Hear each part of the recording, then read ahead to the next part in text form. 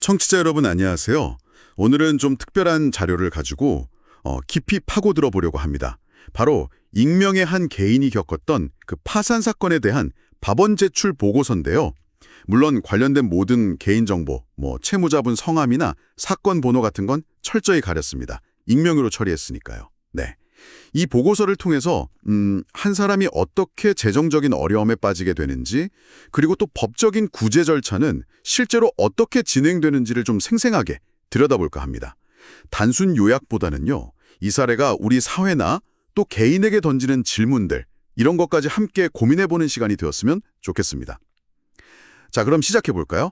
먼저 이 사건의 개요부터 좀 살펴봐야 할 것 같은데요. 서울회생법원에 제출된 파산 관제인의 보고서입니다. 이 파산 관제인이라는 분이 법원이 선임해서 파산 절차를 진행하고 재산을 관리하는 그런 전문가시죠. 네, 맞습니다. 법원을 대신해서 채무자의 재산 상황이나 파탄 경위를 아주 객관적으로 조사하는 역할을 합니다. 그렇군요. 이 보고서에 나오는 채무자는 50대 남성분이시고 현재 특별한 직업은 없으시고요. 월 소득은 기초생활수급비 같은 걸 포함해서 약 62만 원 정도로 보고가 되었어요. 파산 신청 원인으로는 보고서에는 대출이자 부담, 실직, 생활비 증가 이렇게 적혀 있긴 한데요. 그 배경을 좀 더 들어보니까 정말 안타까운 사연이 있더라고요. 네, 그 경위에 대해서 좀 더 자세히 나와 있죠? 네. 2009년에 미국에서 이혼을 하시고 귀국을 하셨는데 그 후에 여러 일을 좀 전전하셨던 것 같아요. 그러다가 이제 출판사 배송 업무를 하시던 중에 허리를 크게 다치셔서 디스크 파일로 수술을 여러 차례 받으셨고요. 결국에는 더 이상 일을 할 수 없는 그런 근로 능력을 상실한 상태가 되신 겁니다. 건강 문제가 결정적이었군요. 도 필요하고 생활비도 부족하니까 카드 대출 같은 걸 쓰기 시작하셨고 이게 점점 불어나서 감당할 수 없는 수준이 되면서 결국 파산 신청까지 하시게 된 거죠. 네, 여기서 우리가 좀 주목해야 할 점이 있는데요. 이게 단순히 돈 관리를 못했다, 이렇게 치부할 문제가 아니라는 겁니다.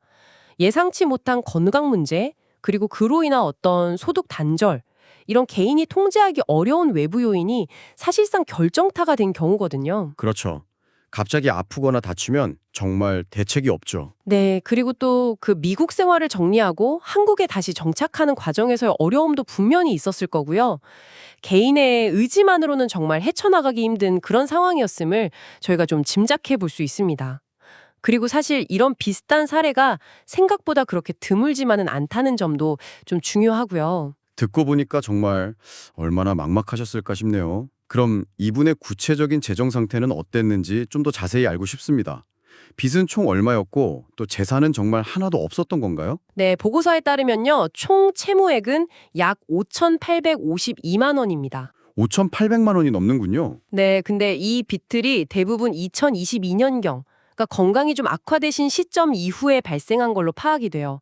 주로 이제 생활비나 아니면 기존에 있던 채무를 막기 위해서 또 빚을 내신 거죠. 소위 돌려막기 같은 형태가 됐을 가능성이 높습니다. 생활비 때문에 생긴 빚이군요. 채권자는 어디였나요? 채권자는 신한카드 외 5곳으로 기재되어 있기는 한데요. 근데 이런 경우 보통 채권이 여러 번 양도되거나 아니면 하나의 기관에서 여러 채권을 묶어서 관리하는 경우가 많거든요. 그래서 실질적인 채권 기관 수는 이것보다 적을 수도 있습니다. 중요한 건 빚의 총액이 5,800만 원이 넘는다는 사실이죠. 그렇군요. 빚은 그 정도인데 그럼 가진 재산은 정말 없었나요? 네, 그게 중요합니다. 채무자 본인 명의의 재산은 주택 임차보증금 700만 원이 유일했습니다. 보증금 700만 원이요? 네. 근데 이 700만 원은 주택임대차보호법상 압류가 금지되는 소액 임차보증금 범위 안에 해당합니다. 법적으로 보호받는 최소한의 주거자금이군요. 그렇죠. 그러니까 채권자들이 함부로 가져갈 수 없는 돈인 거죠. 파산 관제인이 지난 5년간의 금융거래 내역이나 재산 변동 같은 걸 아주 샅샅이 조사를 했는데요. 다른 재산을 처분해서 숨겨놨다거나 아니면 이혼한 배우자나 부모님, 자녀 명의로 이렇게 돌려놓은 재산 같은 거는 전혀 발견되지 않았습니다. 정말 철저하게 조사하는군요. 네, 그렇습니다. 통장 거래 내역, 보험 해약 환급금, 부동산 소유 여부, 자동차 등록 내역까지 다 확인합니다. 그 결과 말 그대로 정말 최저 생계를 유지하기도 좀 벅찬 상태였다. 이렇게 판단이 된 겁니다. 월 소득 62만 원에 빚이 5,800만 원이 넘고 가진 거라고는 압류도 안 되는 보증금 700만 원뿐이다. 정말 그 지급불능 상태라는 말이 확 와닿네요. 파산 관제인은 이런 전반적인 상황을 어떻게 평가했는지 궁금합니다. 그 결과 명백한 지급불능 상태에 있다고 판단을 내렸죠. 현재 소득으로는 이자조차 감당하기 어려운 상황이라는 겁니다. 네. 그리고 또 중요한 조사 내용 중 하나가 환가 절차인데요. 환가요? 그게 뭔가요? 네, 환가라는 건 채무자의 재산을 처분해서 현금으로 바꾸는 걸 말합니다. 그렇게 해서 그 돈으로 채권자들에게 조금이라도 빚을 갚아줄 게 있는지를 살펴보는 거죠. 아, 재산을 팔아서 돈으로 만드는 거군요. 맞습니다. 그런데 이 사건에서는 환가할 만한 재산을 전혀 발견하지 못했습니다. 아까 말씀드린 유일한 재산인 보증금 700만 원은요. 이 파산 절차를 진행하는 데 드는 기본적인 비용, 예를 들면 법원에 내는 송달료나 관제인 보수 같은 게 있거든요. 그런 비용에도 미치지 못하는 금액입니다. 아, 절차 비용도 안 나온다는 거네요. 그렇죠. 그러니까 절차를 계속 진행해 봐야 채권자들한테 돌아갈 돈이 전혀 없다는 뜻입니다. 실익이 없는 거죠. 그렇군요. 참, 혹시 다른 특이사항은 없었나요? 조사 과정에서 나온 거라든지? 한 가지 좀 흥미로운 디테일이 있긴 했습니다. 2004년에 미국에서 돌아가신 부친, 아버님의 사망 신고가 국내에는 아직 되어 있지 않다는 사실이 확인됐어요. 그건 왜 그렇죠? 상속 문제가 있을 수도 있잖아요. 네, 그래서 관제인이 그 부분도 조사를 했습니다. 혹시 상속받을 재산이 있는데 신고를 안 한 건 아닌지 확인한 거죠. 그런데 추가 조사 결과 특별히 상속받을 재산은 없는 것으로 최종 결론을 내렸습니다. 이런 상속 문제까지도 파산 절차에서는 아주 꼼꼼하게 확인을 합니다. 네, 정말 빈틈없이 조사가 이루어지는군요. 자, 그럼 이 모든 조사를 마치고 나서 관제인은 최종적으로 어떤 의견을 법원에 제출했나요? 이게 제일 중요할 것 같은데요. 네, 관제인은 크게 두 가지 핵심적인 법률적 의견을 제시했습니다. 첫째는 파산 폐지 의견입니다. 파산 폐지요. 그건 절차를 그냥 없애버린다는 뜻인가요? 네, 비슷합니다. 아까 말씀드렸듯이 채무자의 재산, 이걸 법률 용어로는 파산재단이라고 하는데요.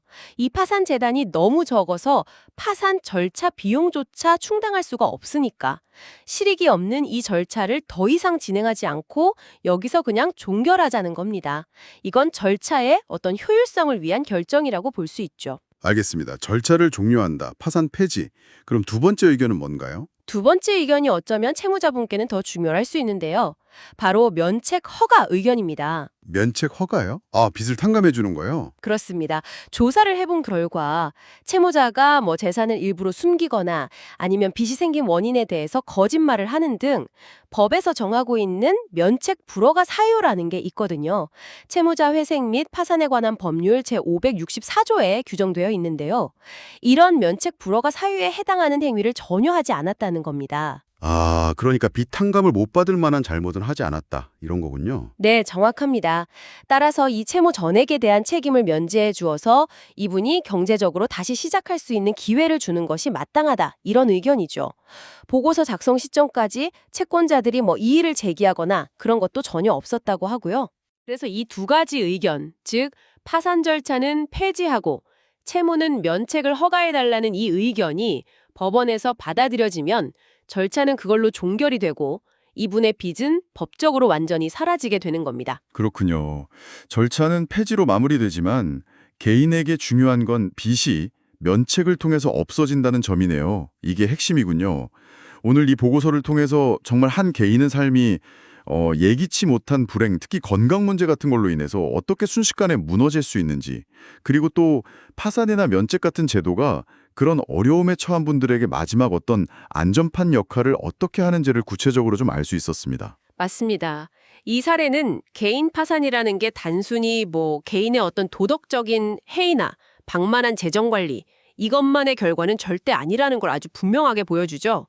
질병이라든지 사고, 실직 같은 이런 사회경제적인 위험에 대한 안전망이 우리 사회에 왜 필요하고 중요한지, 그리고 그 안전망이 과연 지금 충분히 촘촘하게 잘 짜여 있는 건지 우리 사회가 계속 질문을 던져야 합니다. 네. 그리고 면책이라는 것이 단순히 빚만 없애주는 걸 넘어서 한 개인에게 정말 새 출발의 기회를 준다는 것. 그 의미가 뭘까 다시 생각해 보게 됩니다. 청취자 여러분께서는 오늘 이 이야기를 들으시면서 어떤 생각이 드셨는지 궁금하네요. 이 사례가 보여주는 어떤 개인의 고통과 또 제도의 역할, 그 사이에서 혹시 우리가 더 고민해봐야 할 지점은 없을까요? 네, 예를 들자면요. 지금의 이 면책 제도가 과연 충분한 재기의 발판을 마련해주고 있는 건지, 아니면 그냥 단순히 빚만 없애주는 것에 그치고 있는 건 아닌지 한번 생각해 볼 필요가 있을 것 같습니다. 아, 어떤 점을 말씀하시는 건가요? 다시 어려움에 처할 가능성은 여전히 남아있을 수 있거든요. 아, 그렇겠네요. 단순히 빚만 없앤다고 다 해결되는 건 아니니까요. 그렇죠. 진정한 재기를 위해서는 빚 탕감 이후의 삶에 대한 어떤 사회적인 지원이나 고민이 더 필요하다는 거죠. 네, 진정한 재기를 위한 사회적 고민이 더 필요하다는 말씀 정말 공감됩니다.